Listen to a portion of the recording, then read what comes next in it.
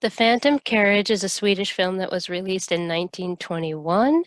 It is based off a 1912 novel, Thy Soul Shall Bear Witness, by Swedish author Selma Lagerlöf. I'm sorry if I totally butchered that.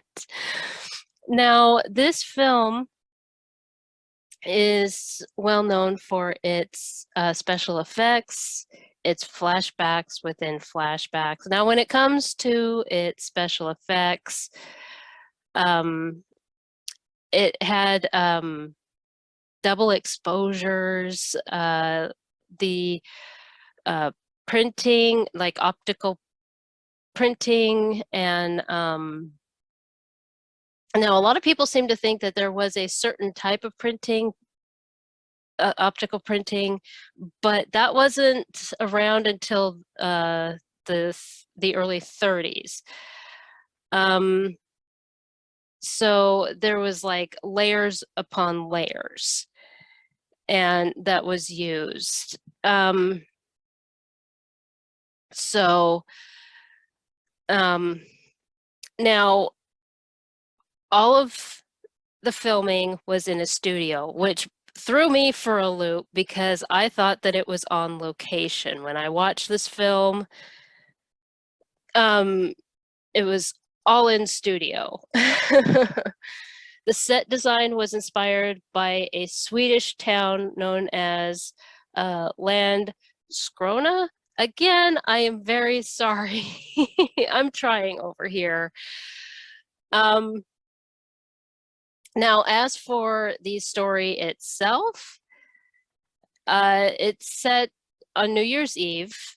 You are introduced to a Salvation Army, a sister. Her name is Edith, and she is dying. And her last wish is to speak with a gentleman named David Holm. Unfortunately, David is a drunk, and he's out drinking with his buddies. He's out in the graveyard with his buddies, talking about his friend George, who told him about a legend about the last person to die each year has to drive death's carriage and collect the souls of everybody who dies the following year. Well, George was the last one to die last year. So, as it turns out, a colleague of Edith finds David and is unable to get him to go see her, and that's when a fight breaks out and David is struck on the head and he dies. And you see his soul emerge, and the carriage appears, and the driver is none other than George. George talks to David, and everything. You then start to see flashbacks and everything. It kind of has that flavor of Charles Dickens' Christmas Story. This is like a horror aspect of Charles Dickens in a way, but it's not a mirror effect, like a rip off of Before You Get the Wrong Idea. So I mean, the story goes on from there. I don't want to give away too much of it, but as for the reception, you do have critical reception when it comes to this. And one of the reasons why is because when the movie was released, it was released in Scandinavia on New Year's Day. And then when it was released in London or in the UK, it was released under the title Thy Soul Shall Bear Witness.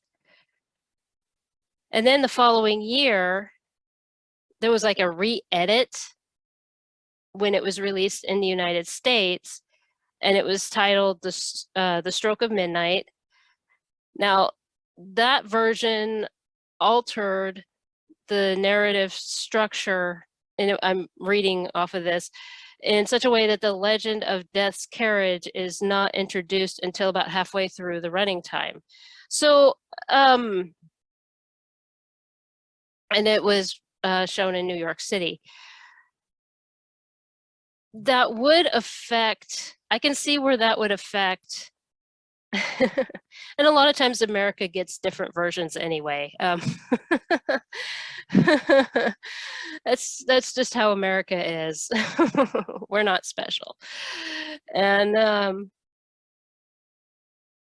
oh, how many times have people started talking to me about a movie and I'm like, wait, what are you talking about? Oh, good heavens. Now, this has influenced a lot of movies. In fact, The Shining, there is a scene in this movie that is very similar to one that you see in The Shining.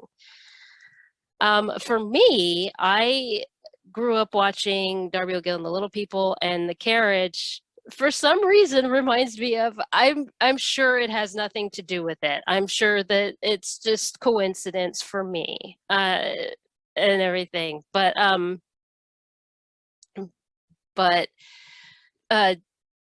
anyway, but I know that the Shining, that scene, when you see that scene, oh yeah. So there have been restorations to this film, and several restorations, be it tinting.